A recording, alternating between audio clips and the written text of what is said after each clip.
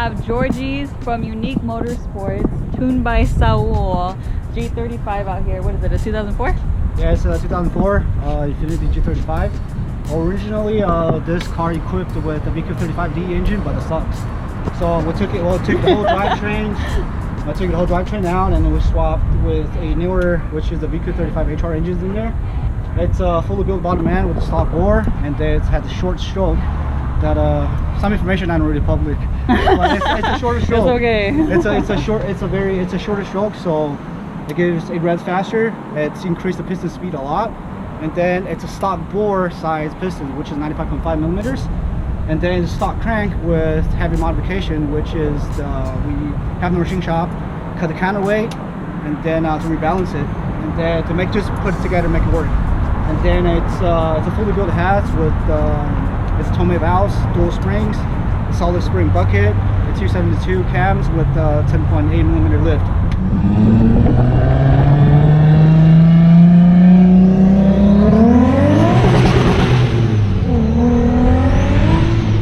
You drilled holes in this for radiator because you relocated it, right? There's in the front we don't have that much room to put on big ass radiator, so we located rim and stuff like that. Damn, it's stock, bro? Is it though? Yeah, it looks like stock. It kind of stock exhaust, even though it wasn't connected. Is this a parachute? Nah. TE37s, midget size?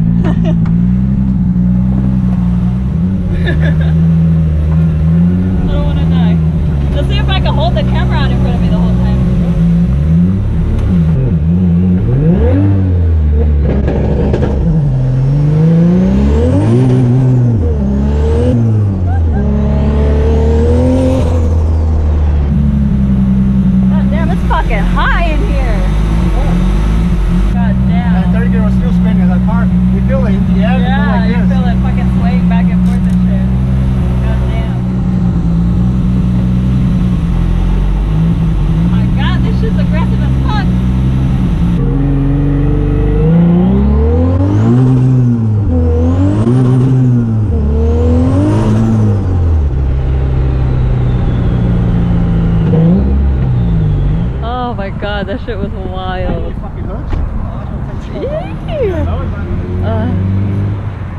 I can't stop smiling, guys. So we're gonna finish up here. He's putting it already back on the trailer. We're gonna go back to mi casa. We're gonna have our little garage sesh where we talk about his car and stuff like that, and more about his business and you know, Unique Motorsports and what he does for a living. So we will see you there.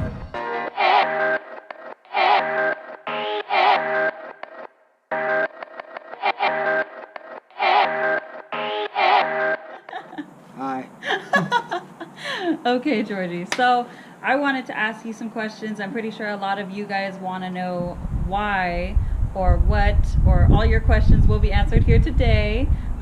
So why did you start in the business of like 350s and DEs and BQs and all that? Because before all this, I've seen how do I say, a lot of Z and G cars on the street. I've seen a lot of those cars, but not really a lot of people that are actually focusing on them. Yeah. They most likely just put something like really stupid. Flame map. No, the flame map is pretty cool, but what I'm saying is they rise out this chassis. I think the chassis is actually a really good chassis. It can handle a lot of horsepower, a lot of torque without breaking them, and then the way they design the chassis is pretty good. And then no one else is focusing on them. Everyone else is doing some like RBs, focusing on JZs and stuff like that, but I figured out why wouldn't I start something new? Yeah. Well, how did you meet Saul, and how did you guys? Oh, that's actually a really good. Yeah, that's actually a really good story because I opened a shop that was like way back, I think like 5 or 6 years ago, and then I just started a shop, and then not really a shop. I think it's more like my playground. Oh, you know, I mean, just work on my own car because I have a bunch of cars, and then he just looks like regular Mexican dude. Like walk into the shop, and I don't know him, but he doesn't know me, or I've heard about him in the game, but I guess he heard about me too. And then I didn't think he can tune cars back in the day until like, how do I say it? He proved me wrong, or he proved himself that the first time. I know certain stuff about tuning as well, but obviously not good as him. So for me, innate tuning, I think that was stupid. Like I was like, nah, it shouldn't make that much different. Like 10 horses different.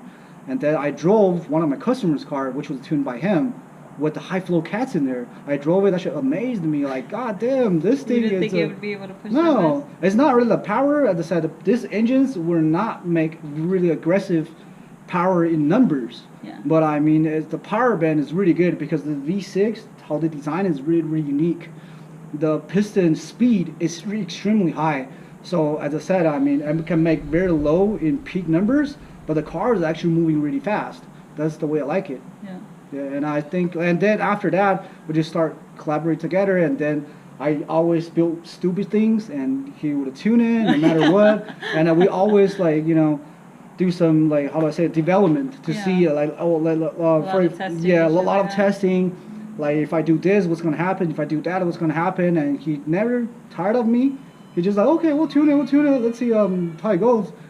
I think he's a really good friend of mine, really close friend, and also he's a really good business partner as well. You know, we team up. I've seen a lot of tuners and builders, whatever, they always blame on the builder think the tuner sucks.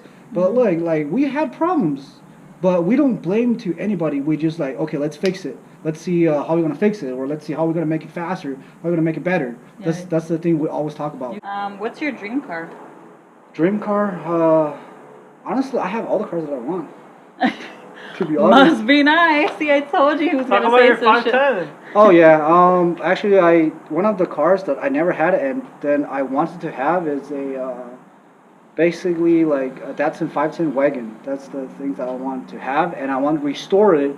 The L20 stock motor, just restore everything back to OEM, make it look like fresh. You'd make it look nice too? Yeah, no, just like stock, make it look like literally fresh off the production line. Yeah. You know, I mean, restore everything back to how it was in 1969 or 1968, whatever. Yeah. That's what I want to do. I just want to keep it as a little of my collection, even though I have a lot of collection cars already. Yeah. I mean, obviously, you're not very big on looks. Yeah, Like well, I mean, like as I said, I have multiple cars. Every car was built for a different purpose of using. This car is literally built just for speed, for high speed, for like road racings and stuff like that. I think is very popular because no one, like, every time I go to any type of road meets, even though like this year I went to a Texas 2K, you don't see this chassis at all. I think personally the HR, it's better for high boost for a lot of force induction build. The VHR is good too, but I'm not a big fan of the VVEL. The heads are too complicated. It's like a lot of moving parts in there for high horsepowers. I don't know. Maybe something's gonna happen. So I'd rather just do the HR ones. Obviously, this build costs you a fuck ton of money to do it, and it's not cheap. To be honest, no. It's not cheap at all to build a car like this and to have this horsepower like this. For someone that's new, coming into the car scene, doesn't have all the money in the world. Wants an affordable build, but some good horsepower, what would you recommend for like NA and even a boosted Z? I mean, something really simple. Just obviously it's NA. You don't really have to do a lot to it. Just get an intake, and the brand doesn't really matter. But 3 inches intake is always highly recommended. But it requires a tune. It's like if you put let's say 3 inches intake on those cars, NA wides, it's don't work. It probably is not drivable because the MAP sensor is gonna be stupid. Yeah. So, well, after the intake, you're gonna get a test pipe and then a wide pipe or exhaust. Like brand and name, it doesn't matter. Like a lot of people say, hey, this brand makes more power. That's impossible. Look, test pipe, it's just a piece of metal. It looks like a pipe. It's 45-degree bent. You know, at 2.5 inches wide, I think. And then with the 2 flanges, like it don't matter. It's just like some companies that make it like in a different type of material, but obviously it doesn't gain any horsepower. It's just a pipe. It don't matter. Sounds better. Yeah, it's just the different sounding. Like if you ask me, hey, which one sounds the best? Everyone has different taste on sounding. You know, there's my definition of sounds good. Boost turbo. Yeah, the turbo sounds good. You slap on turbo on any type of cars, they sound better. Yeah. You know, if without turbo, like this engine still sounds pretty good too on higher RPM range. I mean, just don't matter. Just get something very simple. It doesn't cost you. I think just something normal, like intakes, test pipes, white pipes, and the exhaust system would cost you no more than $2,000. I think like 1,200 tops. You don't have to buy something really good. Something on eBay, whatever, is just the fucking parts. Slap it on, get a tune. It will definitely open a whole new page for the car. Yeah. I mean, it would definitely be more, I would say, I don't know, I'm pretty sure you would say the same thing, research. So it would be more actually knowing what the fuck you're doing rather than just buying the most expensive parts that are out there. Yeah, well, I mean, it's let me give you a really good example. Like Michael Kors is a company who makes like bags for girls. Mm-hmm. You know, they're like $200-300. Okay, functional wise, what's the difference between a plastic bag you can get it from Walmart or Michael Kors bags? They hold stuff together. Like this one might last longer. Well, obviously it's made of plastic, but let's just say it's you bought a bag like, you know, let's say made of cloth or something. But I mean, it works the same way. It just that obviously Michael Kors looks better, but they work the same way. Yeah, exactly. This is the same thing applies to car parts as well. They have big name brand company, you know, they use fantastic, phenomenal parts. Yeah, but I mean, the trick is, yeah, it gets the job done the same way. Mm-hmm. You know, like a piece of pipe definitely lasts longer than the car. Right? When you first started, how old were you? Well, I'm a little old. I mean, but I'm in the 30s, obviously. But when I started, I was like 17 years old. Yeah. I started with Hondas. They're good. Yeah. And after that, I mean, one of my buddy gave me a ride in his SR20 swapped. Back in the day, I think it was like 2003. It blew my mind. I was like, God damn, this shit of 16 pounds, bone stock motor. They just like they did a top mount turbo conversion. Yeah. I believe that's a 3076 turbo carrier, or I think something like that. It's a fairly small turbo. And it blew my mind. Like, God damn, this thing is fast. Yeah. And all of a sudden I just went to 240s, and then, but the 240 game is obviously dead. People owns it. They can't afford. It's expensive to build those things. It's not really expensive, but you know, it just the chassis. It has too much drift attacks on it.